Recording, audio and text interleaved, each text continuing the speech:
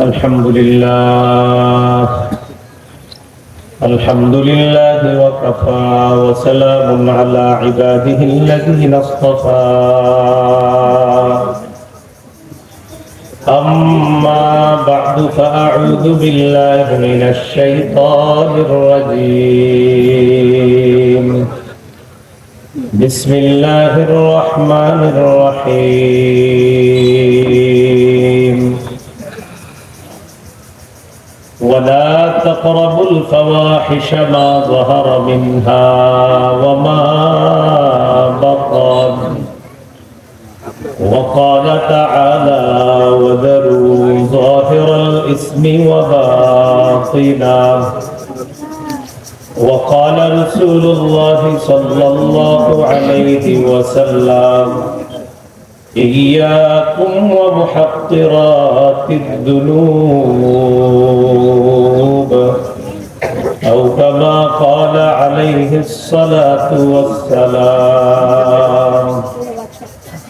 اللهم صل على محمد وعلى آل محمد كما صليت على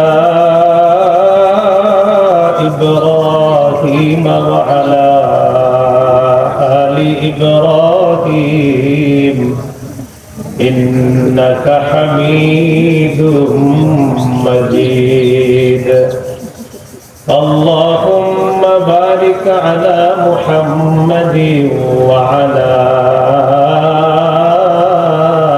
آل محمد كما باركت على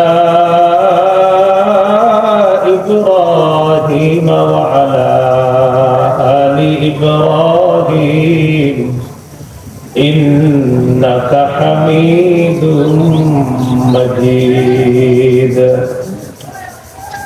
اللهم إني أعوذ بك من شر لساني وشر سمعي وشر بصري وشر مني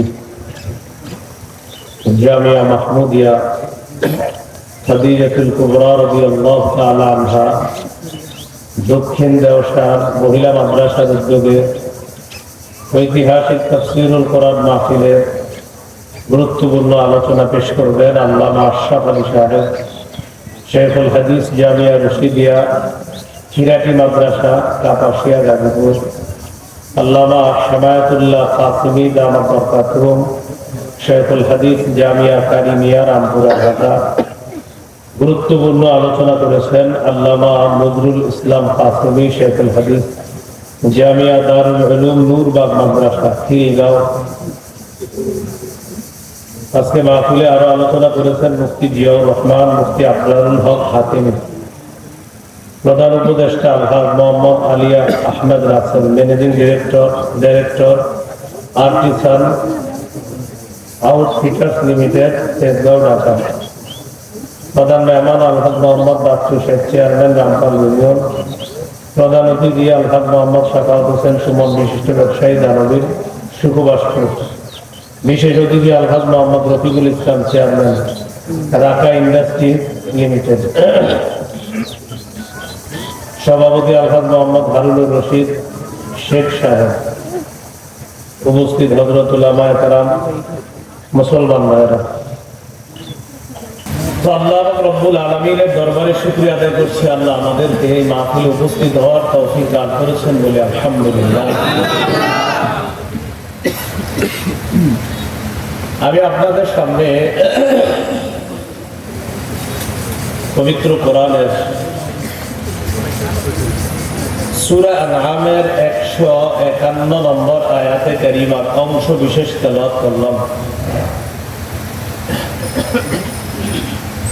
আয়াতে আল্লাহ রাব্বুল আলামিন বলেন ওয়ালা তাকরাবুল ফাওয়াহিশা মা যাহারা মিনহা ওয়া মা বাতান, তোমরা প্রকাশ্য অশ্লীলতা গোপন অশ্লীলতার কাছেও যেও না। প্রকাশ্য পাপ গোপন পাপের কাছেও তোমরা যেও না। সূরা আনআমের 120 নম্বর আয়াতে আল্লাহ বলেন ওয়াদারু যাহিরাল ইসমি ওয়া বাতিনা, প্রকাশ্য পাপ ছেড়ে দাও, গোপন পাপ ছেড়ে দাও। রমজানের সবচাইতে শ্রেষ্ঠ কাজ হবে সিয়াম পালনের পাশাপাশি একটা গুনাহ না করা। তো সিয়াম পালন করছিস, পাশাপাশি একটা গুনাহ না করা। আমরা তো রোজা রাখতেছি, সাহারি খাইতেছি, ইফতারি করতেছি, তারাবি করতেছি, ঠিক আছে, সব ঠিক আছে। গত বছর এমন করেছি আমরা, আগের বছরও করলাম, কিন্তু আমরা গুনাহ ছাড়তে পারলাম না, তাহলে কিন্তু হলো না। এই জন্য 1 নম্বরে বললাম প্রকাশ্য পাপ, গোপন পাপের কাছেও না যাওয়া। 2 নম্বর কথা, প্রকাশ্য পাপ, গোপন পাপগুলা ছেড়ে দেওয়া। 3 নম্বর কথা, কবিরা গুনাহ থেকে যদি আমরা একেবারে বেঁচে আসতে পারি, মানে আমরা আর কবিরা গুনাহ করবো না, আল্লাহ ছেড়ে দিলাম, কবিরা গুনাহ থেকে আমি বেঁচে থাকতেছি, আল্লাহ মায়া করে আমাদের সগীরা গুনাহগুলো মাফ করে দিবেন। সূরা নিসার 31 নম্বর আয়াতে আল্লাহ বলেন, ইন তাজতানিবু কাবাইরা মা তুনহাউনা আন নুকাফির আনকুম সাইয়্যাতিকুম ওয়া নুদখিলকুম মুদখালান কারীমা। যদি তোমরা কবিরা গুনাহ থেকে বাঁচো,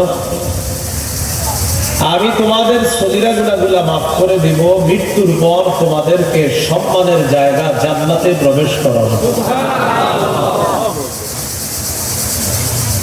4 নম্বর কথা, পাপ ছেড়ে দেওয়া, গুনাহ ছেড়ে দেওয়া। পৃথিবীর মানুষের মধ্যে সবচেয়ে শ্রেষ্ঠ আবেদ হওয়ার উপায় হলো গুনাহ ছেড়ে দেওয়া। হাদিসের কিতাব তিরমিজি, এই কিতাবের 2305 নম্বর হাদিস।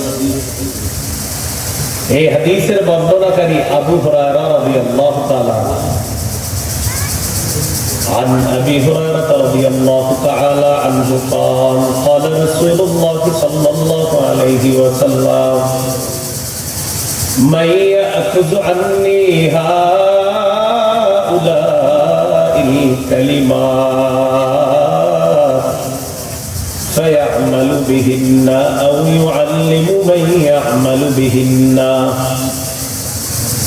রাসূলুল্লাহ সাল্লাল্লাহু আলাইহি সাল্লাম বললেন, কে আছে আমার কথাগুলা গ্রহণ করবে, গ্রহণ করার পর নিজে আমল করবে, অন্যদেরকে শিখিয়ে দিবে, তারাও যেন আমল করে। নবীজি একদিন একটা ঘোষণা করলেন, কে আছে যে আমার কথাগুলো গ্রহণ করবে, আমি এখন কিছু কথা বলবো, এগুলা গ্রহণ করবে, নিজে আমল করবে, অন্যকে শিখিয়ে দিবে, তারাও যেন আমল করে। فقال أبو هريرة رضي الله تعالى عنه فقلت أنا يا رسول الله। আবু হুরায়রা রাদিয়াল্লাহু তাআলা আনহু বলেন, হুজুর আমি আছি, আপনার কথাগুলো আমি গ্রহণ করব, নিজে আমল করব, অন্যকে শিখাবো, তারাও যেন আমল করে। فأخذ بيدي فعد 5। নবীজির সাহাবী আবু হুরায়রা বলেন, নবী আমার হাত ধরলেন, ধরার পর গনে গনে 5টা জিনিস আমাকে শিখিয়ে দিলেন। 1 নম্বর, ইত্তাকিল মাহারিমা তাকুন আবাদান নাস। হারাম থেকে বাঁচো, নিষিদ্ধ কাজ থেকে বাঁচো, নিষিদ্ধ কথা থেকে বাঁচো, নিষিদ্ধ খাদ্য, হারাম পোশাক, হারাম উপার্জন, হারাম লেনদেন থেকে বাঁচো। পৃথিবীর মানুষের মাঝে তুমি শ্রেষ্ঠ আবেদ, আল্লাহর শ্রেষ্ঠ ওলি হয়ে যাবে। এগুলো 1 নম্বর। 2 নম্বর, ওয়ারদা বিমা কাসামাল্লাহু লাকা তাকুন আগনান নাস। আল্লাহ তোমাকে যা বন্টন করে দিয়েছেন এতে তুমি খুশি থাকো। এই পৃথিবীর মানুষের মধ্যে তুমি সবচেয়ে স্বনির্ভর বান্দা, সবচাইতে মনের দিক থেকে তুমি সবচেয়ে ধনী মানুষ হয়ে যাবে। ভাই আজকে আপনার লাভ হয়েছে কত? 2000, আলহামদুলিল্লাহ। পরের দিন জিজ্ঞাসা করছেন আজকে কত? 200, আলহামদুলিল্লাহ। পরের দিন জিজ্ঞাসা করছেন আজকে কত? 20 টাকা, তাও পায় আলহামদুলিল্লাহ। আবার জিজ্ঞাসা করেছেন কত, সমান সমান, আলহামদুলিল্লাহ। মানে তাকে যা জিজ্ঞাসা করেন সব খুশি। লস খাইছে সেদিনও কয় আলহামদুলিল্লাহ। আচ্ছা আপনার সমস্যা কি? আপনি সব আলহামদুলিল্লাহ, লাভেও আলহামদুলিল্লাহ, সমান সমানে আলহামদুলিল্লাহ, একটু লস খাইলেন তাও আলহামদুলিল্লাহ।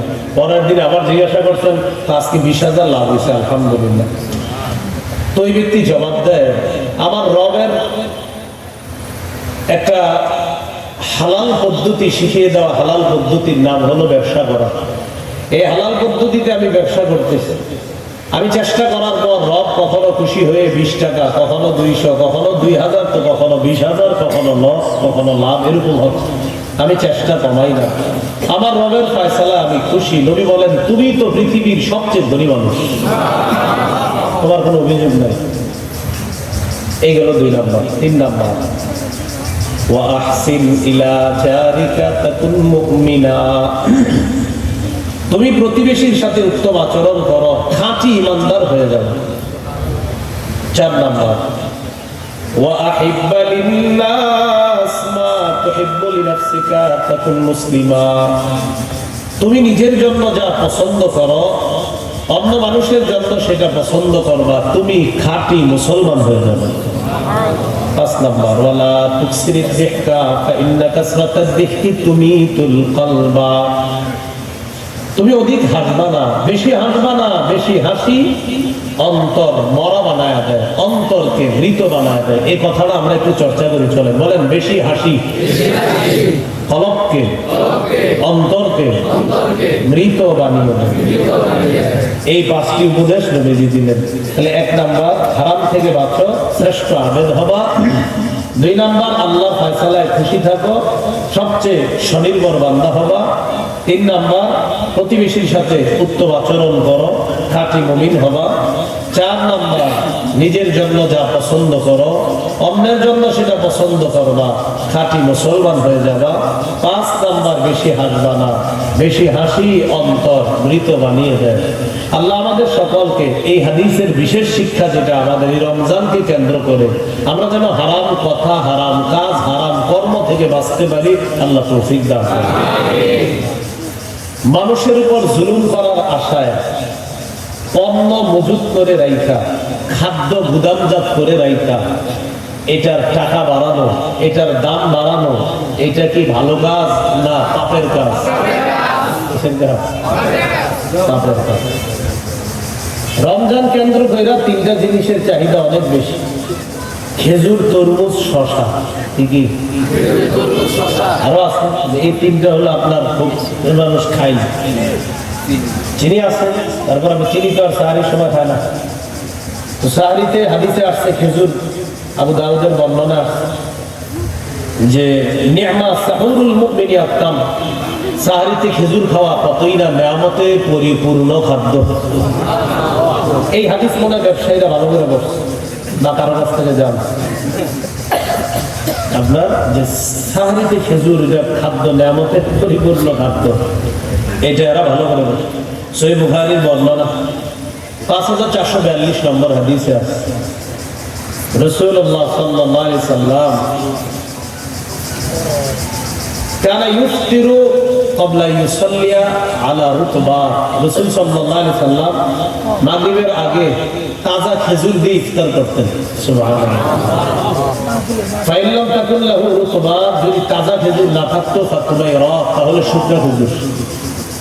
ফাইন লাম তাকুন তুমাইরা, যদি শুকনা খেজুর না থাকতো ফাহাসা হাসওয়া, তাহলে বিমাইন, কয়েক ঢোক পানি দিয়ে তিনি ইফতার করতেন। তাহলে হাদিসে পাওয়া গেল সাহারিতেও খেজুর, ইফতারেও খেজুর। ব্যবসায়ী এইরা এই হাদিস নিশ্চিত ভালো করে কোথাও থেকে জানছে, শুনছে। এইটা তো মুসলমান ছাড়বে না, কারণ নবীজি ইফতারিতে খেজুর ছাড়তেন না। তো তরমুজের কথাও হাদিসে আসছে। আবু দাউদ শরীফের বর্ণনা 3835 নম্বর হাদিস। এই হাদিসে আছে কানা রাসূলুল্লাহ সাল্লাল্লাহু আলাইহি সাল্লাম ইয়াকুলুল কিসসা বিরুতব। রাসূলুল্লাহ সাল্লাল্লাহু আলাইহি সাল্লাম খেজুর দিয়ে শশা খাইতেন। কি দিয়ে? খেজুর আর শশা। কেন শশা ঠান্ডা, খেজুর গরম। আমাদের নবীজি পৃথিবীর শ্রেষ্ঠ ডাক্তারও ছিলেন। এজন্য ঠান্ডা আর গরম কোনোটার জন্য ক্ষতি না হয়, তাই দুইটা দিয়ে দুইটার ক্ষতিপূরণ, দুইটা দিয়ে দুইটার পরিপূরক বানায় রাসূল খাইতেন। ব্যবসায়ীরা নিশ্চিত এই হাদিস শুনবে কোথাও। এই জন্য শশার দাম বাড়ছে, খেজুরের দামও বাড়ছে। আবু দাউদের 3836 নম্বর হাদিস আছে, কানা রাসূলুল্লাহ সাল্লাল্লাহু আলাইহি ওয়াসাল্লাম ইয়াকুলুল বিত্তিখা বিরুতাব। রাসূলুল্লাহ সাল্লাল্লাহু আলাইহি ওয়াসাল্লাম খেজুর দিয়ে তরমুজ খেতেন। খেজুর দিয়ে কি খেতেন? আগের হাদিসে গেল শশা, এটাতে আসছে কি তরমুজ। খাওয়ার পরে নবীজি বলতেন নাকসিরু হাররা হাযা বিবারদি হাযা। নবী বলেন খেজুরের গরমটাকে তরমুজের ঠান্ডা দিয়ে কেটে দিলাম। তো আমাদের নবীজি কি পরিমাণ চিন্তা চেতনা আল্লাহ তাকে দিয়েছেন। মনে রাখবেন, মানুষের যত শ্রেষ্ঠত্ব দুনিয়াতে আছে, কেউ মনে করেন ডিগ্রি পাস, তো তিনি ইংরেজিতে পারদর্শ, কেউ অঙ্কে পারদর্শ, কেউ আরবিতে পারদর্শ, কেউ তো ওই বিদ্যায় পারদর্শ, কেউ ব্যবসায় পারদর্শ, কেউ আপনার ক্ষেত খামারি কৃষি কাজে পারদর্শ। পৃথিবীর মানুষকে যত শ্রেষ্ঠত্ব দেওয়া যায় সব আমাদের নবীকে আমরা। এই জন্য নবীজি সাল্লাল্লাহু আলাইহি সাল্লাম খেজুর আর তরমুজ এই ব্যাপারটা নবীজি সাল্লাল্লাহু আলাইহি কত সূক্ষ্মভাবে দেখেন বলে দিলেন। নবীজি বলেন, শোনো, খেজুরের গরমকে নাকসিরু কেটে ফেলি বিবারদি হাযা, তরমুজের ঠান্ডা দিয়ে। আবার আপনি তরমুজ খাইলেন, ঠান্ডা লাগার সম্ভাবনা, তো খেজুর খান। খেজুর খাইলেন, গরমের সম্ভাবনা, তো তরমুজ খান। ব্যবসায়ী ব্যাপার, ভালো কথা, তাহলে দাম বাড়াই দেন।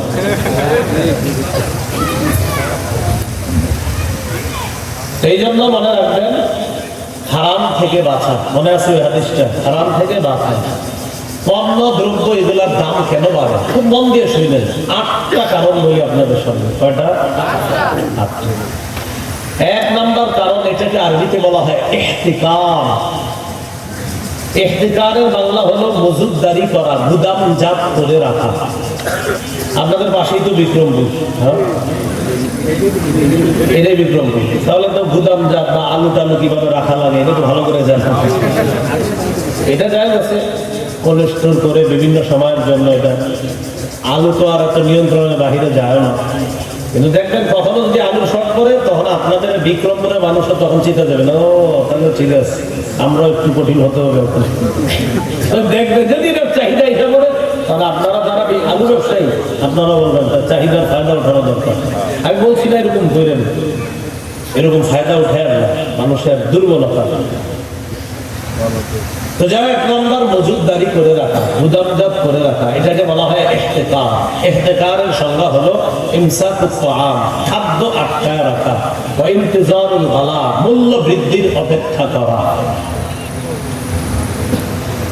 রাসূলুল্লাহ সাল্লাল্লাহু আলাইহি সাল্লামের একটি হাদিস মনে রাখবো, অন্যদেরকে শিখায় দেব, বলেন ইনশাআল্লাহ।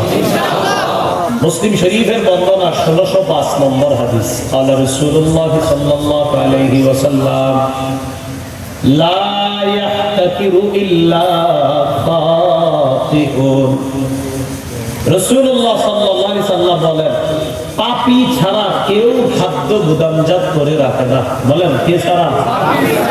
পাপী ছাড়া। মুসলমানদেরকে কষ্ট দেওয়ার জন্য, রেট বাড়ানোর জন্য কোন ব্যক্তি খাদ্য গুদামজাত করে রাখে না, শুধু সে রাখে যে পাপী। তাহলে মুসলমানদেরকে কষ্ট দেওয়ার জন্য খাদ্য গুদামজাত করে রাখা, এটা বাড়ানোর নিয়ত রাখা, তাকে নবী কি বলছে? পাপী। রমজানে জানে আমরা কি ছেড়ে দিতে হবে? পাপ। বলেন, কি ছাড়তে হবে? আমরা আলোচনা তৈরি নিয়ে চলতেছে পাপ ছাড়া। তো পাপ ছেড়ে দেওয়া, এটা রমজানের বড় একটা কাজ। আমরা রমজান কেন্দ্র করে রোজা রাখা, তরমুজ আটকে রেখা, এটার দাম বাড়া, এটা কোন সওয়াবের কাজ করলেন? রাসূলুল্লাহ সাল্লাল্লাহু আলাইহি সাল্লাম বলেন, পাপী ছাড়া কেউ খাদ্য আটকায় রাখে না। অন্য আরেকটা বর্ণনায় নবী বলেন, মুসনাদ আহমদের বর্ণনা, قال رسول الله صلى الله عليه وسلم من احتقر حقرة يريد أن يغلي بها على المسلمين فهو خاطئ। নবী বলেন, কোন ব্যক্তি যদি খাদ্য গুদামজাত করে রাখে এই আশায় মুসলমানদের উপরে খাদ্যের দাম বাড়ায় মুসলমানদের উপর জুলুম করবে, নির্যাতন করবে, অত্যাচার করবে, এর মানে খাদ্যের দাম বাড়ানো। এই অপেক্ষায় খাদ্য আটকা রাখার অর্থ হলো জুলুম করা। কি করা? জুলুম। এর নিয়ত কদিন পরে দুর্মু দাঁড়া এখানে জিজ্ঞাসা করেন কি ভাই নাই, না না নাই নাই নাই এখন নাই, আসলে নবী বলেন ফাহুয়া ফাতিউন, সে গুনাহগার, সে পাপী। আল্লাহ আমাদেরকে হেফাজত করুন। আমিন। ইবনে মাজাহ হাদিসের কিতাব 2155 নম্বর হাদিস, 2155। এই হাদিসের বর্ণনাকারী ওমর ইবনুল খাত্তাব রাদিয়াল্লাহু তাআলা عن عمر بن الخطاب رضي الله تعالى عنه قال سمعت رسول الله صلى الله عليه وسلم يقول নবীজি বলেন মান ইহতাকারা আলাল মুসলিমিনা তাআমাহুম, কোন ব্যক্তি যদি মুসলমানদের খাদ্য শস্য আটকায় রাখে, মান ইহতাকারা আলাল মুসলিমিনা তাআমাহুম, কোন ব্যক্তি যদি মুসলমানদের খাদ্য শস্য আটকায় রাখে, বলেন কি আটকায় রাখে? খাদ্য শস্য এগুলা যদি আটকায় রাখে, ফাকাদ বারি আল্লাহ ওয়া বারি আল্লাহু মিন, এই ব্যক্তি আল্লাহর থেকে মুক্ত, আল্লাহ তার থেকে মুক্ত। যা, তোর সাথে আমার কোনো সম্পর্ক নেই। খাদ্য শস্য আটকায় রাখে, মুসলমানদের উপর জুলুম করবে, অন্যায় করবে, মুসলমানদের উপর নির্যাতন করবে। আরেকটা বর্ণনা আছে, قال رسول الله صلى الله عليه وسلم من احتقر طعاما 40 ليلة, কেউ যদি 40 রাত খাদ্য আটকায় রাখে, 40 রাত খাদ্য আটকায় রাখে, আল্লাহ তার থেকে মুক্ত, সেও আল্লাহ থেকে মুক্ত। এর মানে এই বান্দার সাথে আল্লাহ সম্পর্ক নাই, যা তো যেমন যাবে। তাহলে বলেন খাদ্য গুদামজাত করে রাখা নেকির কাজ, বাকি উদ্দেশ্য কি? মুসলমানদের উপরে দাম বাড়ানো, চড়া দামে এটা বিক্রি করবো।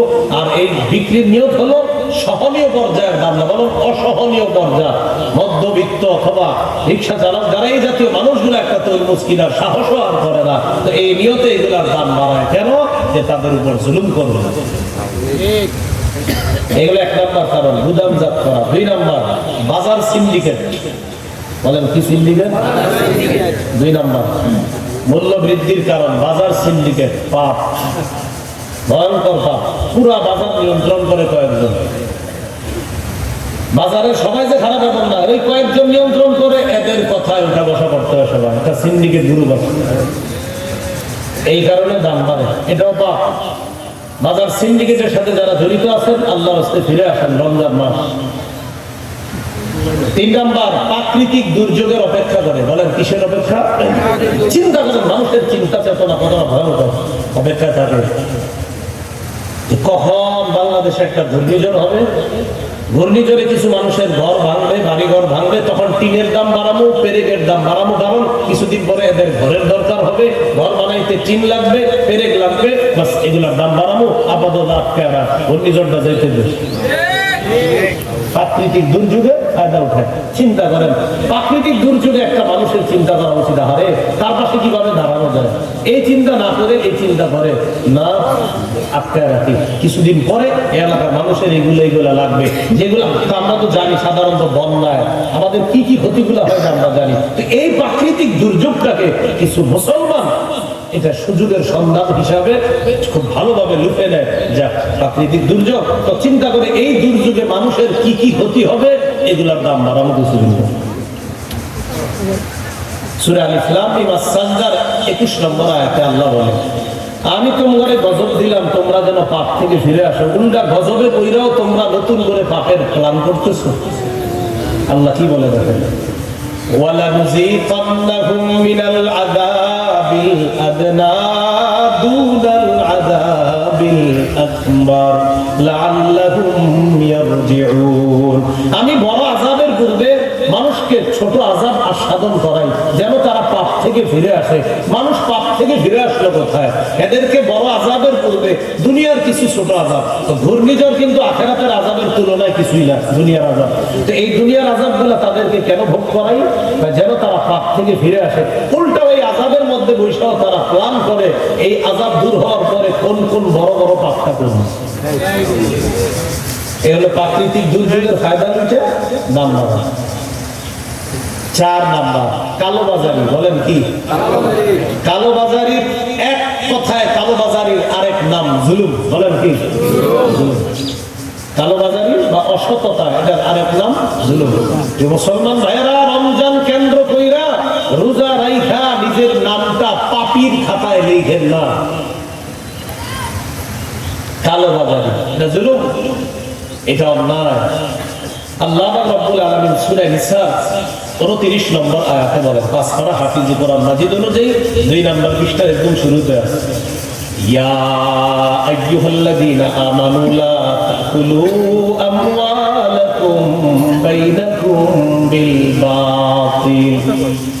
হে ঈমানদারগণ, তোমরা আপোষের মধ্যে নিজেদের সম্পদ ভক্ষণ করো না, ভোগ করো না। মানে এই সম্পদ দ্বারা উদ্দেশ্য কালোবাজারি জুলুম কইরা তোমরা কয়েকজন মিলেমিশে বললা এই বাজারে সবার উপরে বিষয়টা চাপায় আছে, বাকি যে টাকাটা আসবে 2 লাখ 3 লাখ যায় আসো, এটা আমরা মাঝে বন্টন করে নিয়ে নেব।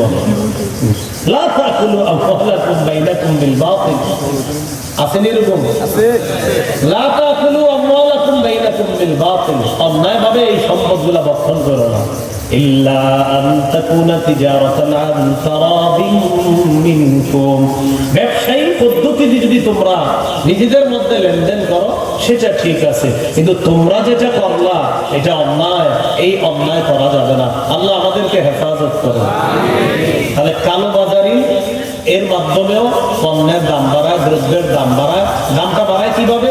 জুলুম, নির্যাতন, অসততার মাধ্যমে কিছু মানুষের উপর জুলুমটা করে। করার পর যারা গ্রাহক থাকে, যারা ক্রেতা থাকে, এই জুলুম সর্বশেষ তাদের উপরে এসে পড়ে। আমরা কিনতে যাবো। 5 নাম্বার বলেন মধ্যস্থতা। বলেন মধ্যস্থতা কাকে বলে? এই উনি একটা জিনিস বিক্রি করবে, উনি আমার পর্যন্ত পৌঁছানোর মাঝে আরো 50 জন মধ্যস্থতা হয়েছে। উনি এটা বেচবে 5 টাকায়, আরেকজন কয় আমার কাছ থেকে 6 টাকা রাখেন, আপনি 6 টাকা। উনি কি খুশি? 6 টাকা দিবেন? নেন। ওই 6 টাকাওয়ালা কি করছে? আরেকজনের কাছে 10 টাকা। 10 টাকাওয়ালা কি করছে? 20 টাকা। এই করতে করতে এটাকে বলা হয় মধ্যস্বত্ব ভোগ। মাঝখানে কিছু মধ্যস্থতাকারী হয়ে কিছু টাকা কামাই করে ফেরা, শেষে গিয়ে আমি আপনি যারা ক্রেতা আমাদের হাত পর্যন্ত আসতে আসতে এটার দাম দিয়ে দাঁড়ায় 600 টাকা কেজি তরমুজ। কথার কথা। এর মাঝে মধ্যস্বত্ব ভোগ কিছু হয়ে গেছে। শুধু তাই না, আমি আপনি আমরা যে পাঞ্জাবি পরে বসে আছি, এই পাঞ্জাবি ডাইরেক্ট আমাদের কাছে আসে নাই। এটা যে কত কাহিনী হয়ে আসছে সে আলোচনা আমি যাচ্ছি না, যেহেতু ইসলামী অর্থনীতি নিয়ে আলোচনা না এখন।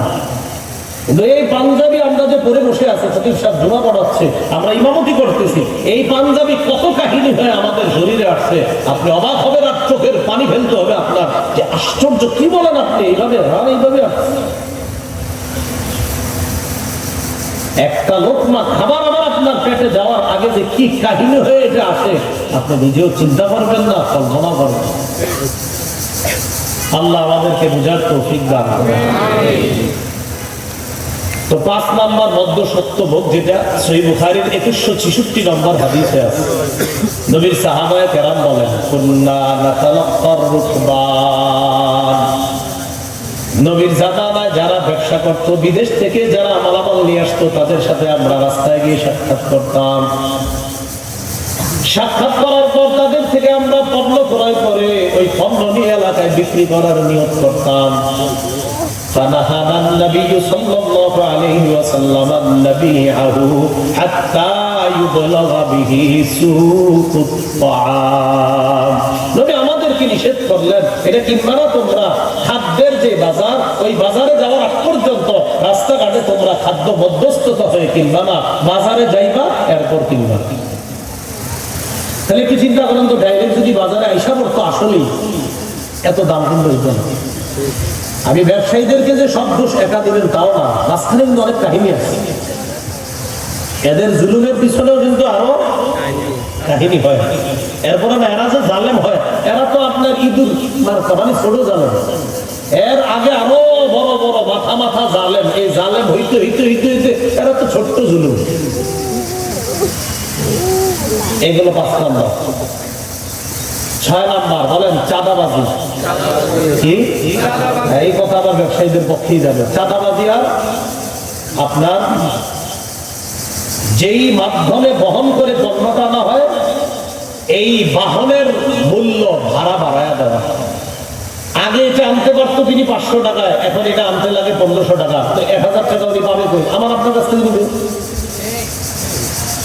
চাঁদাবাজরা বলে দিয়েছে তুমি প্রতিদিন ব্যবসা কত করবা জানি না, প্রতিদিন আমাকে 300 দিতে হবে।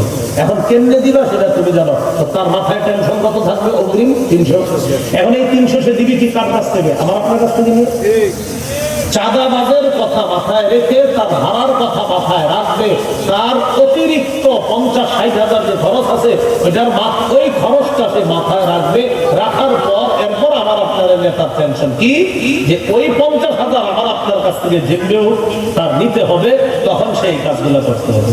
এই জন্য চাঁদাবাজ নিয়ন্ত্রণ করার জন্য ইসলামী আইনের কোনো বিকল্প নেই। চাঁদাবাজি বন্ধ করে দেন, দেখবেন অনেক ব্যবসায়ীরা ঠিক হয়ে যাবে। তারা বেচারারও জিম্মি থাকে, ছোট ছোট রাস্তাঘাটে ভ্যান নিয়ে ব্যবসা করে এই বেচারারও 300, 400, 500 টাকা চাঁদা দিতে হবে। তো এই বেচারা তো আপনার 500 টাকা মাথায় রাখতে হবে আগে যে আমার তো 500 ভাও দিতে হবে। এই 500 আমি পাবো কই? আমার আপনার কাছ থেকে পাবো। তো এটা কি ভালো কাজ না খারাপ কাজ? কিন্তু তাকে এই পাপটা করাইতেছে যে আরেক বড় পাপী, তাকে পাপটা করাইতেছে যে আরেক বড় পাপী। সূরা নাহলের 25 নম্বর আয়াতে আল্লাহ বলেন লিয়াহমিলু আওজারহুম কামিলাতান ইয়াওমাল কিয়ামাহ ওয়া মিন আওজারিল্লাযীনা ইউদিল্লুনাহুম বিগাইরি ইলমিন আলা সাআ মা ইয়াজিরুন। আল্লাহ বলেন তারা লিয়াহমিলু যেন বহন করে আওজারহুম নিজেদের পাপ ইয়াউমাল কিয়ামah কিয়ামতের ময়দানে। আর কাদের পাপ? এটা হলো বড় পাপীরা। বড় পাপীরা নিজেরা নিজেদের পাপ বহন করবে কিয়ামতের মাঠে। আর ওয়া মিন আওজারিল্লাযীনা ইউদিল্লুনাহুম বিগাইরি ইলম, আর ওই বড় পাপীরা যাদেরকে পথভ্রষ্ট করছে, এই আমার 1000 টাকা চাঁদা দিতে হবে কিন্তু, তো তার এই কথার কারণে তাকে জালেম বানাইছে। তো এই যে তাকে জালেম বানাইছে তার পাপের বোঝাও বড় পাপীরা কিয়ামতের মাঠে দিতে হবে। এই আয়াত থেকে আরেকটা বিষয় বোঝা যায়, আপনি যে পাপ করেন আরেকজনকে দিয়ে যে পাপ করান, দোনোটার ভাগীদার আপনিও হবেন। সে তো শুধু নিজের পাপের ভাগীদার হবে, আপনি নিজের পাপেরও ভাগীদার হবেন, আর যাকে দিয়ে পাপ করাইছেন তারটাও আপনার নিতে হবে। তাহলে বলেন চাঁদাবাজের কাছে জিম্মি কে? বলেন ব্যবসায়ী। কে জিম্মি? আর আমরা জিম্মি ব্যবসায়ী।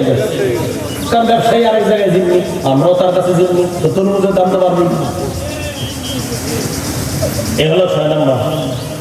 7 নম্বর বলেন চাহিদার ফায়দা উঠানো। চাহিদাকে ইংরেজিতে বলা হয় ডিমান্ড। ইসলামী অর্থনীতিতে আপনার ডিমান্ড একটা বিষয় আছে। শীতকালে বরফের দাম কম না বেশি? গরমকালে বেশি। এটা কেন? ডিমান্ড। গরমকালে বরফের ডিমান্ড বেশি। এই ডিমান্ডের আবার অনেকে ফায়দা উঠায়। ডিমান্ডে কিছু দাম বাড়ানো খারাপ না, কিন্তু আপনার অতিরিক্ত বাড়ানো জুলুম। একটা তরমুজ ডিমান্ডের কারণে বাড়তে পারে 5 টাকা 10 টাকা, কিন্তু এটা বাড়াটা এমন হয়ে গেছে আপনার 500 টাকা 600 টাকা। একটা তরমুজের দাম 100, হঠাৎ ডিমান্ডের কারণে হয়ে গেল 500 600। এটা তো জুলুম, অসহনীয় পর্যায়ে। এটা তো ঠিক না, এটা অন্যায়। এই ডিমান্ডের অপব্যবহার করা। রাসূলুল্লাহ সাল্লাল্লাহু আলাইহি সাল্লাম বলেন মান দাখালা ফি শাইইন মিন আসআরিল মুসলিমিনা, কেউ যদি মুসলমানদের খাদ্যদ্রব্যের মধ্যে হস্তক্ষেপ করে। বলেন কি করে? হস্তক্ষেপের বাংলা আপনারা কি বুঝেন? দেখেন আমি বলি না একটু বলি। হস্তক্ষেপ কারেক্ট, এটা বিক্রি হবে, এটা বিক্রি হবে। এই বেচারা বড় বিপদে আছে। কথার কথা, ওনারে বিক্রি করা হবে পণ্য। আজকে পণ্যরা খুব বিপদে আছে। কিছু পণ্যরা তারা বৈশা টেনশনে আছে, আমরা বেঁচে না পাই। কথার কথা, এই পণ্য বিক্রি করা হবে। এখন হস্তক্ষেপটা দেখেন, আমি উনি আমরা সবাই মিলে এটাতে হস্তক্ষেপ দিলে এটা কত? 5 টাকা 20 টাকা বেশি যাবে না, 50 টাকা বেশি যাবে। সবাই মিলে ঝুলে এই বেচারার উপর হস্তক্ষেপ। না আরো রেটু দাও, আরো রেটু দাও। নবীজি বলেন মুসলমানদের পণ্যের মধ্যে যে হস্তক্ষেপ করে কানা আলাল্লাহি হাক্কান, আল্লাহ বর্ণনায় ইন্না আলাল্লাহি হাক্কান আইয়ুকঈদাহু ফি উযবিন মিনান নার। কিয়ামতের ময়দানে জাহান্নামের বিশাল বড় একটা আসনে তাকে বসিয়ে দেওয়া আল্লাহ নিজের উপর ওয়াজিব করে নিয়েছেন।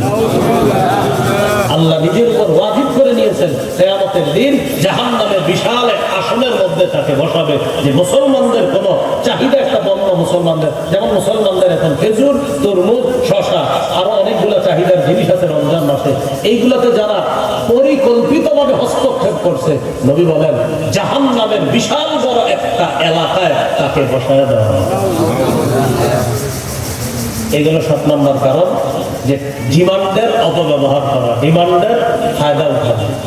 8 নম্বর, এটা আবার আমাদের ভুল, বলেন কৃষি উৎপাদন কমে যাওয়া।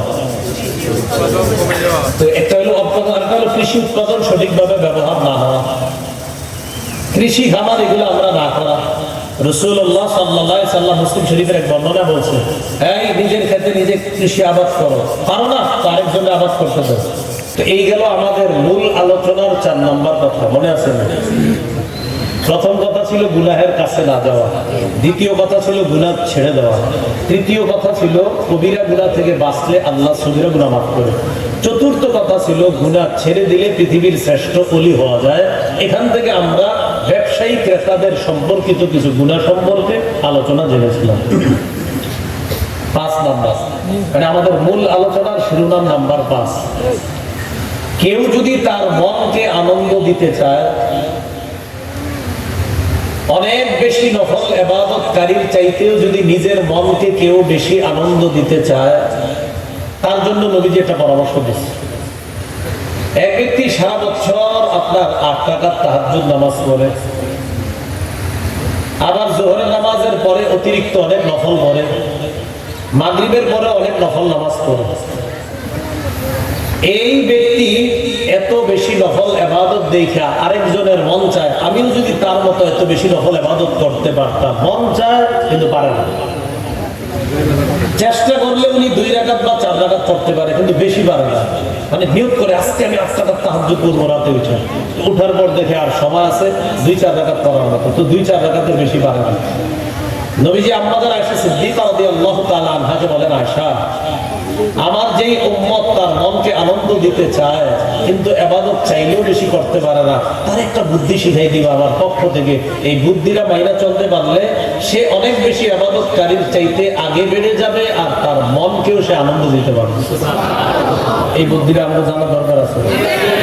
হাদিসের কিতাবের নাম মুসনাদ আবি আলা, 4950 নম্বর হাদিস। আম্মাজান আয়েশা সিদ্দিকা রাদিয়াল্লাহু তাআলা আনহার বর্ণনা, তিনি বলেন, قال رسول الله صلى الله عليه وسلم من سره أن يسبق الدائب المجتهد فليكف عن الذنوب। কোন ব্যক্তি যদি নিজেকে আনন্দ দিতে চায়, অনেক বেশি পরিশ্রমী ইবাদতকারীর চাইতেও আগে বেড়ে গিয়ে যদি নিজের সে আনন্দ দিতে চায়, নবী বলেন ফালইয়াকুফ আনিজ যুনুব, ওই ব্যক্তি যেন পাপ থেকে বেঁচে থাকে। পাপ থেকে যদি বেঁচে থাকে, নফল ইবাদত যদি কম করে, আল্লাহ অনেক বেশি নফল ইবাদতকারীর চাইতে তার মনের মধ্যে আনন্দ দিয়ে দিবেন। এক ব্যক্তি অনেক বেশি নফল ইবাদত করে আবার গুনাহ করে, আরেক ব্যক্তি নফল ইবাদত কম করে কিন্তু গুনাহ করে না। নবী কয় তুমি তো সেরা, কারণ তুমি গুনাহ করো না। তাহলে 5 নাম্বার জানলাম, পাপ ছেড়ে দেওয়া আনন্দের কারণ। তাহলে বলেন তো কি ছেড়ে দেওয়া আনন্দের কারণ? এই রমজানে ইফতারি, সাহারি, তারাবি যা করতেছি এটা তো ঠিক আছে, পাশাপাশি যদি পাপ না করি তাহলে এটাই হবে সবচেয়ে বেশি আনন্দের কারণ। যে আমি রোজা রাখতেছি, পাপ করি না, আমি তারাবি, সাহারি, ইফতারি সব ঠিক রাখতেছি, আচ্ছা ভাই আপনি পাপ করেন না? আমি পাপ করি না। নবীজি বলেন তুমি তো সবচেয়ে শ্রেষ্ঠ, তুমি তো সবচাইতে শ্রেষ্ঠ আবেদ, তোমারে কেউ চিনুক আর না চিনুক, আল্লাহর খাতায় তুমি শ্রেষ্ঠ আবেদ। 6 নম্বর, পাপ ছেড়ে দেওয়া এত ভালো কাজ। আব্দুল্লাহ ইবনে আব্বাস রাদিয়াল্লাহু তাআলা আনহুমার বর্ণনা, তিনি বলেন, লা আদিলু বিসসালামাতি শাইআ, পাপ ছেড়ে দেওয়ার মতো ভালো কাজ দুনিয়ার অন্য কোন ভালো কাজের সমকক্ষ আমি করতে পারি না। সুবহানাল্লাহ, পাপ ছেড়ে দেওয়া এত ভালো কাজ। 7 নম্বর, এটা আমার সাথে একটু বলেন, আল্লাহর ওলিদের শ্রেষ্ঠ কাজ পাপ ছেড়ে দাও। আল্লাহর ওলিদের শ্রেষ্ঠ কাজ পাপ থেকে বেঁচে থাকা। হাসান বসরি রহমতুল্লাহ আলাইহির নাম শুনছেন না? শ্রেষ্ঠ আল্লাহর ওলিদের নাম যখন বলা হয় তার নামটা শুরুর দিকে চলে আসে। তিনি একদিকে আল্লাহর ওলি ছিলেন, আবার মুফতি, মুহাদ্দিস, মুফাসসির, আল্লামা যা বলেন সব ছিলেন। এই হাসান বসরি রহমাতুল্লাহি আলাইহি বলেন, মা আবাদাল আবিদুনা বিশাইইন আফযালা মিন তারকি মা নাহাকুমুল্লাহু আন। আল্লাহর ওলিদের জীবনের সবচাইতে শ্রেষ্ঠ কাজ হলো আল্লাহ যা নিষেধ করছেন তা না করা। সুবহানাল্লাহ। আল্লাহর ওলিদের জীবনের শ্রেষ্ঠ কাজ হলো আল্লাহ যা নিষেধ করছেন তা না করা।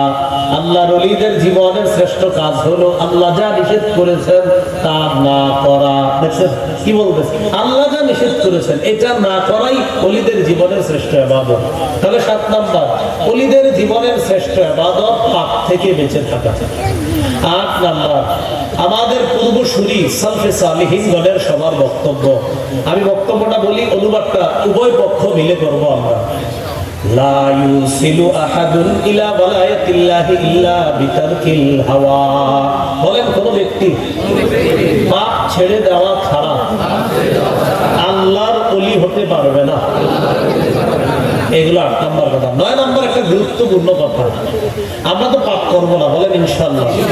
এবার আমার সাথে বলেন, যদি কখনো পাপ হয়ে যায় কাউকে না বলে চুপে চুপে আল্লাহর কাছে ক্ষমা চেয়ে নিন।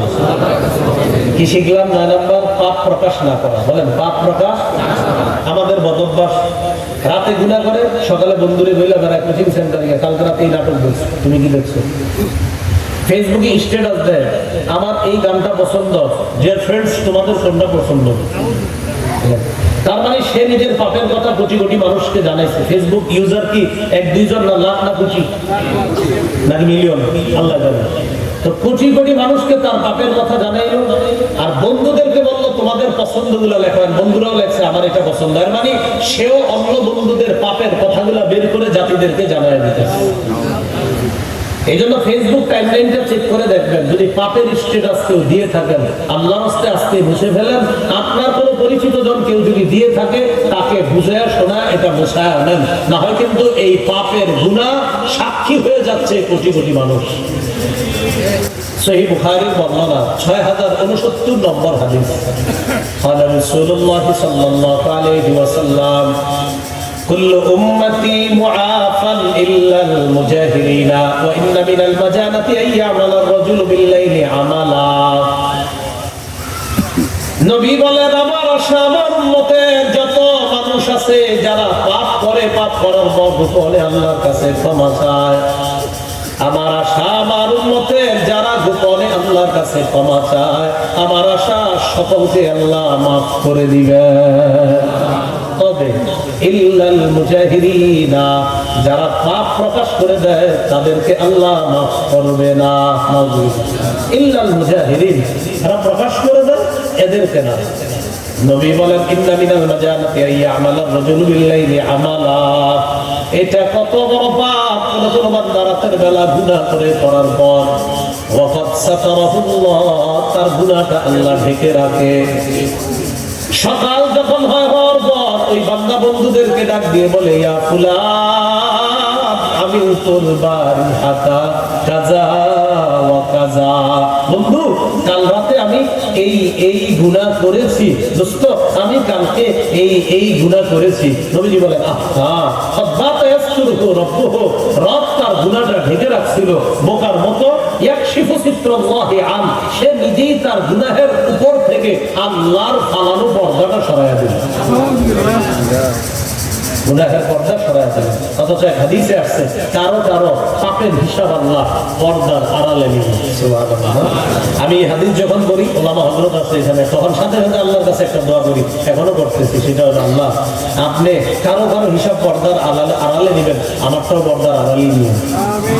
এই দোয়াটা, এই হাদিস যখনই করি আমি তখন করি, আল্লাহ পর্দার আড়ালে তো নিবেন, তো মায়া করে আমারটাও পর্দার আড়ালে নিবেন। পর্দার আড়ালে যাদের হিসাব নিবে তাদেরকে আল্লাহ বলবে ছেড়ে দিবেন। আতারিফু যামবা কাযা ওয়া কাযা, এই গুনাহ স্বীকার করো, করছো না তুমি? জি আল্লাহ করছি। অস্বীকার করো? জি না। 3 বার স্বীকৃতি নিবে, তাহলে তুমি স্বীকার করতেছো পাপ করছো। জি, তুমি প্রচুর পাপ করছো, অন্যায় করছো। ঠিক আছে, তোমার কিছু কিছু ভালো কাজ আমার খুব পছন্দ ছিল, আমি এই কারণে তোমাকে মাফ করে দিলাম, পর্দার আড়ালেই আমল নামার ডান হাতে দিয়ে দিলাম। পর্দার আড়ালে আল্লাহ কাউকে কাউকে মাফ করবে, কেন আমি আপনি বোকার মতো আরেকজনকে বলে দিলাম গুনাহ? বলেন। তাহলে গুনাহ হয়ে গেলে কাউকে প্রকাশ করবো না, এর মানে গুনাহ কইলেন না কিন্তু, মানে যদি হয়ে যায় বলি নাই, যদি করেন, যদি হয় তাহলে কাউকে না বলা। 10 নম্বর, এটা আমরা সবাই চর্চা করি, বলেন ইমানদার যে কোনো পাপকে পাহাড়ের মতো মনে করবে, পাপাচার যে কোনো পাপকে মাছির মতো মনে করে। এবার আমি এক অংশ বলি, আরেক অংশ আপনারা বলেন। বলেন তো, ইমানদার যে কোনো গুনাহকে কিসের মতো মনে করবে? পাপাচার ব্যক্তি যে কোনো গুনাহকে কিসের মতো মনে করবে? সহিহ বুখারীর বর্ণনা 6308 নম্বর হাদিস।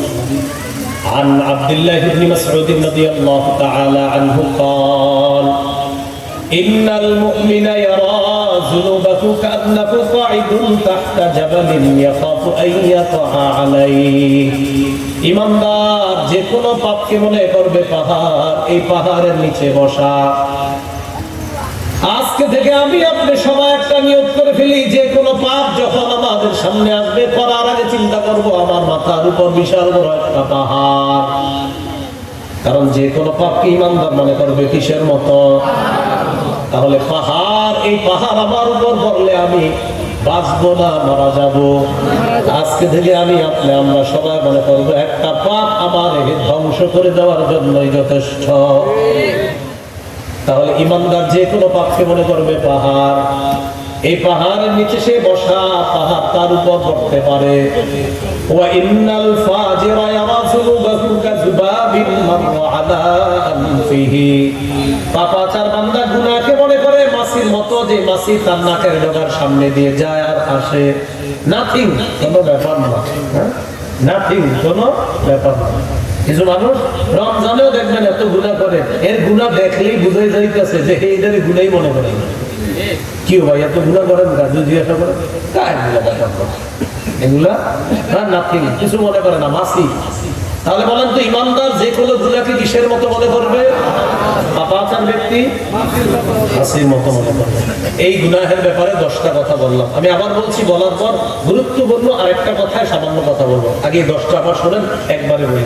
1 নাম্বার, আজকে থেকে নতুন করে যা হওয়ার হয়ে গেছে আজকের আগে, কত আমরা আজকে 7ম রোজা চলতেছে, তো আজকের আগে 6টা রোজা রাখতে যাও, আশাবাদী আল্লাহ আমাদের রোজাগুলো কবুল করবে। তো আজকের আগে যে গুনাহগুলো করছি তো হয়ে গেছে, আজকে থেকে নতুন গুনাহ করবো না, বলি ইনশাআল্লাহ। এটা শুধু ইনশাআল্লাহর মধ্যে সীমাবদ্ধ না, মানে একদম দৃঢ় বিশ্বাস যে আমরা কি করবো না, একদম গুনাহ করবো না নতুন করে। 2, নগদ গুনাহগুলো ছেড়ে দিব।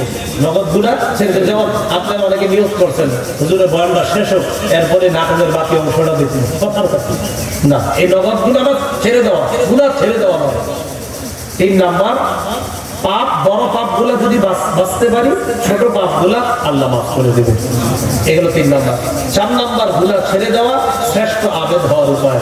5 নাম্বার, গুনাহ ছেড়ে দেওয়া মনের আনন্দের কারণ। 6 নাম্বার, গুনাহ ছেড়ে দেওয়া ইবনে আব্বাসের মতে এই কাজের সাথে দুনিয়ার অন্য কোনো কাজকে সমকক্ষ করা যায় না। 7 নাম্বার, হাসান বসরির মতে আল্লাহর ওলিদের জীবনের শ্রেষ্ঠ কাজ গুনাহ ছেড়ে দেওয়া। 8 নাম্বার, কোন ব্যক্তি গুনাহ ছেড়ে দেওয়া ছাড়া আল্লাহর ওলি হতে পারবে না। 9 নাম্বার, আমরা গুনাহ করব না, যদি গুনাহ হয়ে যায় কাউকে প্রকাশ করব না। 10 নাম্বার, ইমানদার বান্দা, মানে আমরা ইনশাআল্লাহ আজকে থেকে যে কোনো গুনাহকে কিসের মতো জানি মনে করব, আর পাপাচার বান্দা যে কোনো গুনাহ কিসের মতো মনে করে? মাছির মতো। আল্লাহ সকল গুনাহ থেকে আমাদেরকে হেফাজত করবে। গুনাহ থেকে বাঁচার উপায় কি? আগে যতগুলো আলোচনা করলাম এগুলোর চেয়ে গুরুত্বপূর্ণ আলোচনা এখন যেটা করবো, বাকি বেশি সময় নেই, কম সময়, একদম সামান্য, কিন্তু মন দিয়ে শোনেন। কিন্তু সবগুলা কথার গুরুত্বপূর্ণ কথা এগুলোই। এগুলা থেকে বাঁচার উপায়টা খুব সংক্ষেপে মনে রাখবেন। 1 নাম্বার বলেন হিম্মত করা। হিম্মত কি? আমার দিকে তাকান। গুনাহ করবো না, না করবো না, না করবোই না, আর না করবোই না, আর না করবোই না, আর থোর আমি করবোই না। হিম্মত, কঠিন হিম্মত। 1 নাম্বার হিম্মত করে যদি বাঁচতে পারেন, আমরা দুজন একসাথে হাঁটতেছি, তিনি গুনাহ করে না, আমি করি, তো তিনি, আমরা দুজন রাস্তায় হাঁটতেছি, হাঁটতে হাঁটতে উনি সামনে একটা গুনাহ বেড়ে গেছে, ওই গুনাহটা আমি দেখতেছি, তিনি দেখেন না। আমি বারবার বলতেছি, ভাই দেখেন না, দেখেন না, না না দেখবেন না, আর দেখেন না ভাই, দেখেন না, না দেখবেন না। এই যে উনি গুনাহ দেখতেছে না, করতেছে না, এটা হিম্মত। নবীজি বলেন, আরে তুমি তো শক্তিশালী ঈমানদার, আর আমি দুর্বল ঈমানদার, যে গুনাহ করতেছি। মুসলিম শরীফের বর্ণনা, আল মুমিনুল কবিয়্যু খায়রুন ওয়া আহাব্বু ইলাল্লাহ মিনাল মুমিনিদ দাঈফ। দুর্বল ঈমানদারের চাইতে শক্তিশালী ঈমানদার আল্লাহর কাছে সবচেয়ে পছন্দের, আবার সবচেয়ে কল্যাণকর। তাহলে আমার সাথে বলেন, গুনাহ ছেড়ে দেওয়া শক্তিশালীর পরিচয় না গুনাহ করা? গুনাহ ছেড়ে দেওয়া। বলেন, গুনাহ ছেড়ে দেওয়া শক্তিশালী ঈমানদারের পরিচয় না গুনাহ করা? তাহলে আমরা গুনাহ ছেড়ে দিয়ে আল্লাহর কাছে সবচেয়ে পছন্দের মুমিন হওয়ার চেষ্টা করব ইনশাআল্লাহ। তাহলে 1 নাম্বার উপায় হিম্মত করা। 2 নাম্বার বলেন আমার সাথে, এই নিয়ত করা, পাপের সুযোগ আসলেও আমি পাপ করবো না। বলেন তো কি নিয়ত করা? অনেকে আবার অটো নিয়ত করে। অটো নিয়ত করে জানেন? ঠিক আছে হুজুর ইনশাআল্লাহ নিয়ত, এটা ঝামেলা করে, মানে নিয়ত মানে নিয়ত করলাম, করে ফেলে। নিয়তটা এইভাবে করবেন এখন থেকে, গুনাহের সুযোগ আসলেও গুনাহ করবো না, এটা হলো নিয়ত। না আপনি একটা অটো নিয়ত করলেন, আচ্ছা ঠিক আছে, ইমাম সাহেব বললেন ঠিক আছে করবো না, কিন্তু আপনি এটা নিয়ত হলো হুজুরের সাথে না। এই নিয়ত করা যে পাপের সুযোগ এসে গেল আমি পাপ করব, বলেন ইনশাআল্লাহ। এটা কেমন? রাসূলুল্লাহ সাল্লাল্লাহু আলাইহি সাল্লাম বলেন, মান হাম্মা বিসাইয়্যাতিন ফালাম ইয়ামালহা। কেউ একটা গুনাহের নিয়ত করছে, করার পরে পাপের সুযোগটা তার সামনে আসছে, সে করে না, কাতাবাল্লাহু লাহু ইনদাহু হাসানাতান কামিলা। আল্লাহ তার আমলনামায় আল্লাহর পক্ষ থেকে পরিপূর্ণ একটা সওয়াব লিখে দেন। সুবহানাল্লাহ। এগুলো 2 নাম্বার। 3 নাম্বার বলেন, ছোট ছোট পাপ থেকেও বাঁচা। কেন না? ছোট ছোট পাপ বড় বড় পাপের দরজা খুলে দেয়। ক্ষেত্র বিশেষ ছোট ছোট পাপগুলো বড় বড় পাপে রূপান্তরিত হয়ে যায়। অর্থাৎ কি পাপ থেকে বাঁচতে হবে? ছোট পাপ থেকে বাঁচতে হবে। বড় পাপ তো করবোই না, ছোট পাপ থেকেও বাঁচতে হবে। রাসূলুল্লাহ সাল্লাল্লাহু আলাইহি সাল্লাম বলেন, ইয়্যাকুম ওয়া মুহাক্কিরাতিজ যুনুব। তোমাদের চোখে যে পাপগুলা ছোট মনে হয়, এই পাপগুলা থেকে তোমরা বাঁচো। আরবের এক কবির একটা কবিতা শোনাই, অনেক ভালো লাগছে কবিতাটা আমার কাছে। কবিতাটা বলবো, অনুবাদটা আমরা 2 পক্ষ মিলেই করবো, বলি ইনশাআল্লাহ। কবিতাটা হলো, লা তাহকিরান্না সাগীরাতান ইন্নাল জিবালা মিনাল হাসা। এবার অনুবাদটা করি, বলেন, তুমি সগীরা গুনাহকে তুচ্ছ মনে করবা না, তুমি ছোট গুনাহকে তুচ্ছ মনে করবা না। মনে রেখো, বড় বড় পাহাড় ছোট ছোট পাথর দিয়ে তৈরি। এখান থেকে বোঝা যায়, বলেন, ছোট ছোট পাপ, এটা থেকেই বড় বড় পাপ তৈরি হয়। যেমনি ভাবে ছোট ছোট পাথর দিয়ে বড় পাহাড় তৈরি হয়, তেমনি ভাবে ছোট ছোট পাপ দিয়ে বড় বড় পাপ তৈরি হয়। আরবের কবি বলছে, লা তাহকিরান্না সাগীরাতান ইন্নাল জিবালা মিনাল হাসা। ছোট পাপকে তুচ্ছ মনে করবা না, মনে রেখো বড় বড় পাহাড় ছোট ছোট পাথর দিয়ে তৈরি। বুঝাইতে চায়, মনে রেখো বড় গুনাহ ছোট গুনাহ দিয়ে তৈরি হয়। এগুলো 3 নাম্বার। 4 নাম্বার দোয়া করা। বলেন কি করা? দোয়া এইভাবে করবেন, দেখেন পিঠা বানান, অনেকে দোয়া এইভাবে, আবার অনেকে এরকম করে দোয়া দেখেন, আল্লাহুম্মা আমিন, মানে উনি খুব কষ্টে আল্লাহুম্মা আমিন বলছে, যে আল্লাহ আমি আপনাকে বলতে চাইতেছি না, এরপরে বলছি। আবার অনেকে এরকম করে দেখেন, তোরা মানে হে খুব কষ্টে আছে, আল্লাহ কাছে না বলা যাতে আরে তোরা তোল হাত তোল, হাইজানি করেন আল্লাহর সাথে, তামাশা নাকি এটা আল্লাহর সাথে? মুনাজাতে এমন করবে মানুষ কি যে আল্লাহর সাথে তামাশা? মুনাজাতে মানুষ এইভাবে গাল খোঁচাইবে, চুল আশ্রাইবে, মানে রবের সাথে তামাশা করতেছে। হাত উঠাইছেন মুনাজাতের মধ্যে, পাশের জন্য তোরাও তোল হাত, মানে কি আপনি খুব অলস, খুব ক্লান্তি। আরে আপনার মাথায় কেন আসে না? আপনি কার দরবারে হাত তুলছেন? মুনাজাতের সময় এরকম করে অনেকে পিঠা বানায়। আবু দাউদের 1488 নম্বর হাদিসে আসছে আপনার হাত তো থাকবে বুক বরাবর। আপনি বললেন কি? করতে করতে হাত উপরে ওঠার কথা বুখারীতে আছে। নবীজি বদর যুদ্ধে দোয়া করতে করতে উপরে হাত চাদর করে এনেছে, লম্বা আলোচনা। ভাই আমরা মুনাজাতে তামাশা করবো না, বলেন ইনশাআল্লাহ। তাহলে এইগুলো করবো আর না, কেমন করি দেখেন? আপনি একটু চিন্তা করেন না, একটু ভাবেন না, 10 সেকেন্ডের জন্য ভাবেন আমার হাতটা কার সামনে উঠেছি আমি, কেন এরকম করতেছি? এটা কি ভিক্ষুক? বলেন এটা কি ভিক্ষুক? এটা কি ভিক্ষুকের মতো হইল? এই যে দেখেন ভিক্ষুক কি কখনো আপনার কাছে এভাবে সাহায্য চায়? স্যার আমার কিছু দেন, এরকম বলে? তো আমি তো রবের কাছে সবচেয়ে বড় ভিক্ষুকের মতো হওয়া উচিত। আমি কতটা অনুনয় বিনয় করে রবকে বলা দরকার ছিল। 4 নাম্বার দোয়া করা, তাই মনোবাক্যে বলা আল্লাহ আমার পাপগুলা মাফ করে দেন। আল্লাহ এই বিক্রমপুরে আমি সবচেয়ে বড় পাপী, আল্লাহ আমি স্বীকার করতেছি। আল্লাহ বাংলাদেশে আমি বড় পাপী, আল্লাহ পৃথিবীতে মনে হয় আল্লাহ আমি বড় পাপী। আল্লাহ আপনার রহমতের ভান্ডারের তো কোনো শেষ নাই, আমার আপনি মাফ করে দেন। এইভাবে আল্লাহর কাছে দেন। তো 4 নাম্বার দোয়া করা, সূরা গাফিরের 60 নম্বর আয়াতে আছে। আল্লাহ বলেন উদউনি, বলে একটু অনুবাদটা বলেন। আল্লাহ বলেন, বলেন আল্লাহ বলেন, হে বান্দারা তোমরা আমাকে ডাকো, আস্তাজিব লাকুম, বলেন আমি আল্লাহ তোমরা ডাকা মাত্রই আমি আল্লাহ তোমাদের ডাকে সাড়া দিব। কি সুন্দর কথা বলতেছে, উদউনি আমাকে ডাকো। আল্লাহ আপনাকে ডাকবো, হ্যাঁ আমাকে ডাকো। তো আল্লাহ বলতে আপনি যদি বলেন আল্লাহ আপনাকে ডাকলে কি হবে? আল্লাহ কি হবে মানে আস্তাজিব লাকুম, আমি তোমার ডাকে সাড়া দিব। তাহলে আপনি ডাকি না, ডাকতে হবে। আল্লাহরে ডাকলেই সারা দেয়। তো বলেন হুজুর ডাকার পরে তো অনেক সময় দিয়ে কবুল হয় না। না, কবুল না হওয়াটা এটা আল্লাহ জানেন কেন হচ্ছে না, কিন্তু আল্লাহ সারা দিচ্ছে। ডাকে আল্লাহ সারা দিছে, সারা দেওয়ার পরে আল্লাহ আমার আপনার সব কথা শুনছে। শোনার পর আল্লাহ জানে আমার আপনার জন্য কোনটা কল্যাণ, কল্যাণগুলো দিয়ে দিবে, আর যেটা অকল্যাণ সেটা আল্লাহ দিবে না। কিন্তু ডাকা মাত্রই রব বলে হ্যাঁ বান্দা বলো, কি বলবো? তো কেন আমি আপনাকে সুন্দর মতো ডাকি না? তাহলে আজকে থেকে আমরা রবকে যখন একটু কিছু বলবো মুনাজাত ধরে বলেন অভদ্র ভাবে না ভদ্রতার সাথে বলেন ইনশাআল্লাহ। জানি এগুলো আপনারা ইচ্ছা করে করেন নাই, ভুলে এগুলা হয়েছে এতদিন। এগুলা না করা, মুনাজাতে কি করি, বাসার জন্য এরকম করি ওরকম করি, মানে কি এগুলা কি সুন্দর ভাবে বিনয়ের সাথে রবের কাছে।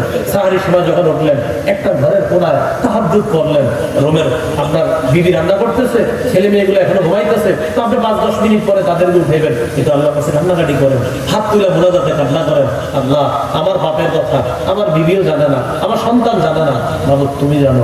আল্লাহ কিয়ামতের ময়দানে আমার কি অবস্থা হবে, আল্লাহ আপনি আমার মাফ করে দেন। এইভাবে আল্লাহর কাছে এগুলো 4 নাম্বার।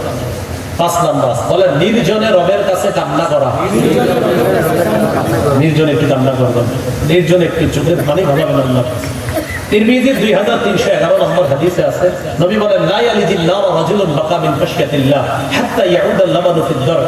গরুর ওলান থেকে দুধ বের হওয়ার পর এই দুধ ওলানে ফিরে যাওয়া যেমন অসম্ভব, রবের ভয়ে যদি কেউ কান্না করে তার জাহান্নামে যাওয়া অসম্ভব।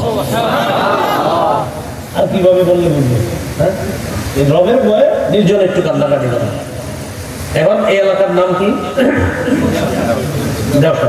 কথা একটা বুদ্ধি শিখে আপনাকে, দেওসা হুজুর আমার তো মানুষের সামনে কানতে লজ্জা পেয়ে নেই, বুঝতে পারেন? এই জন্য আপনার কান্না আসে না। অটোতে উঠা 3-4 মাইল দূরে কোনো মসজিদে চলে যাবেন, ওখানে গিয়া ইচ্ছা মতো কান্নাকাটি করে আবার অটোতে উঠা এলাকায় চলে যাবেন, দুটো হয়ে যাবে। যেহেতু এখানে আপনি কানতে পারতেছেন না, আপনার চোখে পানি আসে না, তো যান এমন এলাকায় চলে যান যেখানে আপনার কেউ চিনে না, ইচ্ছা মতো যখন আপনার কাছে কানবেন কান্নাকাটি করে এলাকায় আবার চলে আসেন, তো হয়ে যাবে। এগুলো 5 নাম্বার, নির্জনে কান্নাকাটি করা। 6 নাম্বার বলেন মুজাহাদা করা। মুজাহাদা বাংলা কি হতে পারে বলেন? প্রাণান্তকর চেষ্টা করা। বলেন গুনাহ থেকে বাঁচার জন্য মনে প্রাণে চেষ্টা করা, এটাকে মুজাহাদা বলে। বন্ধুর মেয়ের বিয়েতে দাওয়াত দিচ্ছে আপনি বললেন তোমার মেয়ের বিয়েতে কি কোনো গান টান হবে? আরে না, ওরকম কিছু হবে না, তবে ওই আমার ছোট ছেলেটা একটু শখ করছে আর কিন্তু দুইটা বক্স আনবে। আপনি বলবেন আমি যাবো। গায়ে হলুদের পার্টি, আপনি বলবেন গান টান হবে? গান তো মনে করে একটু সেটু হয়, ওরকম না, নাম যাবেন চেষ্টা করতে। আপনি যাবো না বলার পরে আপনার খালা রাগ করছে আপনার উপর, আপনার মামা রাগ করছে, আপনার বোন রাগ করছে, আপনার আম্মাও রাগ করছে, আপনার আব্বাও রাগ করছে। তোর খালাতো বোনের বিয়ে, তুই সেখানে যাবি না? গানের অনুষ্ঠান, আম্মা খালাতো বোন তো আমি অস্বীকার করতেছি না, খালাকেও অস্বীকার করতেছি না, কিন্তু আমার সমস্যাটা হলো গুনাহের যে পরিবেশটা হবে, আমি সেটার কারণে যাচ্ছি না। আম্মা আমি আমার আত্মীয়দেরকে স্বীকার করতেছি, আমার আত্মীয়কে আমি 100 বার আমি তার খোঁজ খবর নিব, আমার খালার জন্য আমি হাদিয়া পাঠাবো, কিন্তু আমার খালার বাড়িতে কোনো গুনাহের অনুষ্ঠান হলে আমি সেখানে যাবো না। কেন যাবো না বাবা? সাথে সাথে বলে দিবেন আম্মা আমি সমাজকে ছাড়তে পারি রবকে খুশি করার জন্য, রবকে ছেড়ে সমাজকে আমি খুশি করতে পারবো। আমি সব ছাড়তে পারবো আমার রবকে খুশি করার জন্য, তো আমার রবকে কষ্ট দিয়ে আমি আম্মা কাউকে খুশি করতে পারবো না। আমি কিন্তু বলছি না আত্মীয়তার সম্পর্ক আপনি চিহ্ন করবেন না। আপনি দেখবেন এই গুনাহের অনুষ্ঠানে না গেলে অনেক আত্মীয় আপনার বলবে কথা বলবো না তোর সাথে, আপনি বললেন, আপনি সালাম দিবেন, সালাম আলাইকুম, তোর সাথে কথা নেই বলবেন না, কাকা কেন কথা বলবেন না, আমার মেয়ের বিয়েতে যাও নেই কাকা, আমি গুনাহের অনুষ্ঠান ছিল বেশি গুনাগুলো করো। মানে আপনি আপনার দিক থেকে ঠিক থাকবেন, তিনি যাবো না। কারণ নবীজির একটা হাদিস মনে করে, নবীজির কাছে এক সাহাবী আসার পর নবীজি বলতেছে হুজুর আমার আত্মীয়র সাথে আমি সম্পর্ক বজায় রাখি, ওরা খালি আমার সাথে সম্পর্ক খারাপ রাখে। নবীজি বলেন তুমি সম্পর্ক সুন্দর রেখা যাও, তুমি তোমার সম্পর্ক সুন্দরভাবে প্রতিষ্ঠিত করে যাও, তুমি তোমার সম্পর্ক জায়গায় ঠিক থাকো, তোমার উপকারিতা কয়টা হবে জানো? দুনিয়াতে রিজিকে বরকত হবে, তোমার হায়াতে বরকত হবে, আখিরাতে জান্নাত অপেক্ষা করবে। তাহলে বলেন তো আমি কি মূলত আমার আত্মীয়দেরকে পরিত্যাগ করছি না গুনাহটা? এই জিনিসটা অনেকে বুঝে না। কি বলে জানেন? খালাতো ভাই মামাতো ভাইয়ের আবদারতা সমাজ রক্ষা করে না। বিষয়টা এমন হলো না। বিষয়টা হলো আমি গুনাহকে অ্যাভয়েড করছি, আমি আমার খালাকে অস্বীকার করি নাই, আমি মামাকে অস্বীকার করি নাই, আমি গুনাহকে অস্বীকার করছি। কেন? আমি গুনাহ করতে পারি না, মাখলুক খুশি করতে গিয়ে আমার খালেকের নাফরমানি আমি করতে পারি না, আমার খালেককে খুশি রাখতে গিয়ে আমি মাখলুকের নাফরমানি 1 কোটি বার ছাড়তে রাজি। মনে থাকবেন ইনশাআল্লাহ। কিন্তু এরপরে তো কালকে অনেকে যাইবেন, এই রমজানের পরেই যাইবেন অনেকে গুনাহের অনুষ্ঠান যান না। এলো মুজাহাদা করা, যে গুনাহ থেকে আমি বাঁচবো, যেমনি হোক আমি বাঁচবো, মুজাহাদা করা। 7 নম্বর বলেন এই চিন্তা করা আমাকে সার্বক্ষণিক একজন দেখতেছে। বলেন আমাকে সার্বক্ষণিক একজন দেখতেছে। বলেন তো তিনি কে? সূরা আহজাবের 52 নম্বর আয়াতটা কোরআনের যাদের অনুবাদ আছে একটু দেখে নেবেন। সূরা আহজাবের 52 নম্বর আয়াতের শেষে আল্লাহ বলেন ওয়াকানা আল্লাহু আলা কুল্লি শাইইন রাকিবা। আল্লাহ সব কিছুকে পর্যবেক্ষণ করেন। বলে না কিন্তু সব মানুষ বলছে সব কিছুকে, মানে সব কিছু মানে তোমরেও জিন ইনসান, পিঁপড়া থেকে নিয়ে বড়, বড় থেকে নিয়ে ছোট, মানুষ বলো, জিন বলো, গর্তের পিপিলিকা বলো, সমুদ্রের নিচে কত গভীরে কি আছে না আছে, আমি রব সব কিছুকে এট এ টাইম পর্যবেক্ষণ করি। পর্যবেক্ষণের মধ্যে আমি আপনি এক মুহূর্তের জন্য দূরে না। আচ্ছা বলেন তো আমরা এখানে বসে আছি, কে দেখতেছে? আচ্ছা আপনারা একা একা সবাই চলে যাবেন, কে দেখবে? আচ্ছা আপনি একা একা ঘরের দরজাটা বন্ধ করে ভিতরে আছেন, আপনার আব্বা আম্মা কেউ নাই, আচ্ছা ভিতরে আশেপাশে কেউ নাই, কে আছে? গুনাহ না করা, এটা গুনাহ। 8 নাম্বার বলেন আল্লাহকে লজ্জা পেয়ে গুনাহ না করা। দেখেন আমাদের সমাজের অনেকে সিগারেট নেই মুখে বা টাস খেলে জুয়া খেলে খারাপ হতে, ইমাম সাহেব যদি সামনে দিয়ে যায় সাথে সাথে টাস বা জুয়া খারাপ মুখগুলো বন্ধ করে আসসালামু আলাইকুম হুজুর কেমন আছেন, ঠিক না? এটা কিন্তু সম্মান, শ্রদ্ধা, লজ্জা। ইমাম সাহেবের সামনে কেমনি সিগারেট, হ্যাঁ সিগারেট কিন্তু দেখবেন পিছনে থাকে না। আসসালামু আলাইকুম হুজুর ভালো আছেন, স্বাস্থ্যটা ভালো, কেমন আছেন, এই সেই সিগারেট কিন্তু পিছনে এরকম ধরে রাখছে। যাই হোক বিষয়টা পজিটিভ দিকে নেন, এটা যে এই ব্যক্তি ইমাম সাহেবকে সম্মান করে লজ্জায় ইমাম সাহেবের সামনে সিগারেট নিতে পারতেছে না। ইমাম সাহেব চলে যাওয়ার পরে আবার সিগারেটটা মুখে নেয়। তার মানে এমন এক ব্যক্তি তারা দেখছে যার সামনে তিনি লজ্জা পায়, তাই সিগারেট মুখে নেয় না। তাহলে সাময়িক সময় যাকে দেখা লজ্জা পাইলো, সিগারেট মুখে নিল না। আচ্ছা একটু ভাবেন তো, ইমাম সাহেব 24 ঘন্টা থাকলে তাহলে সে কি করতো না? 24 ঘন্টায় সিগারেট মুখে। হ্যাঁ, একজন তো 24 ঘন্টা আসছে। তাহলে ইমাম সাহেবের লজ্জায় আপনি সিগারেট পিছনে দিলেন, আল্লাহর কি লজ্জা করবেন না? এই জন্য রাসূলুল্লাহ সাল্লাল্লাহু আলাইহি সাল্লাম বললেন, বাইহাকির বর্ণনা, আনতাস্তাহিয়া মিনাল্লাহ কামা তাস্তাহি রাজুলান সালিহান মিন কওমিক। তুমি তোমার এলাকার সবচেয়ে সম্মানিত মানুষটারে যেমন লজ্জা পাও, আল্লাহরেও তেমন লজ্জা পাও। সম্মানিত মানুষটার লজ্জায় গুনাহ করো না, আল্লাহর লজ্জায় তোমরা গুনাহ করবে না। আল্লাহ আমাদেরকে হেফাজত করেন। 9 নম্বর সর্বশেষ কথা বলেন, এই চিন্তা করা পাপ নিয়ে কিভাবে কিয়ামতের মাঠে আল্লাহর সামনে দাঁড়ানো। হ্যাঁ, পাপ নিয়ে কিভাবে আল্লাহর সামনে দাঁড়ানো। সহিহ বুখারীর বর্ণনা ৭৪৪৩ নম্বর হাদিস। নবী বলেন, মা মিনকুম মিন রাজুলিন ইল্লা সায়াকাল্লিমুহু রাব্বুহু ওয়া লাইসা বাইনাহু ওয়া বাইনাহু তুরজুমান। কিয়ামতের ময়দানে আল্লাহর বান্দা যখন কথা বলবে, মাঝে কোনো দুভাষী থাকবে না, মাঝে কোনো দুভাষী থাকবে না, মাঝে কোনো দুভাষী থাকবে না, কোনো প্রতিবন্ধক থাকবে না কারো কারো। আবার কারো কারো পর্দার আড়ালে কথা বলবে, যে আমি বলছি। তো আমার আপনার হিসাবটা যদি পর্দার বাহিরে হয়, উপায়টা কি হবে? এই জন্য এই চিন্তা করা। তাহলে এই পাপের চিন্তা, এগুলা করে পাপ বর্জন করা। মনে থাকবে নি কথাগুলো? প্রথমে পাপ সম্পর্কে কয়টা কথা জানছি? কয়টা? 10টা। এর মধ্যে গুরুত্বপূর্ণ একটা পাপ নিয়ে আলোচনা হয়েছে, কি বেড়ে যাওয়া? দ্রব্য মূল্যের দাম বেড়ে যাওয়া। কয় কারণে দ্রব্য মূল্যের দাম বাড়ে? এরপরে আমরা গুনাহ থেকে বাঁচার উপায় জানলাম 9টা। বলেন কয়টা? আজকে দুটো থাক। গুনাহ থেকে বাঁচার উপায় আছে 70টা। কয়টা? 70টা। আল্লাহ আমাদের সকল যে কথাগুলো শুনলাম বললাম আমল করার তৌফিক দান করেন। আর প্রথম দিকে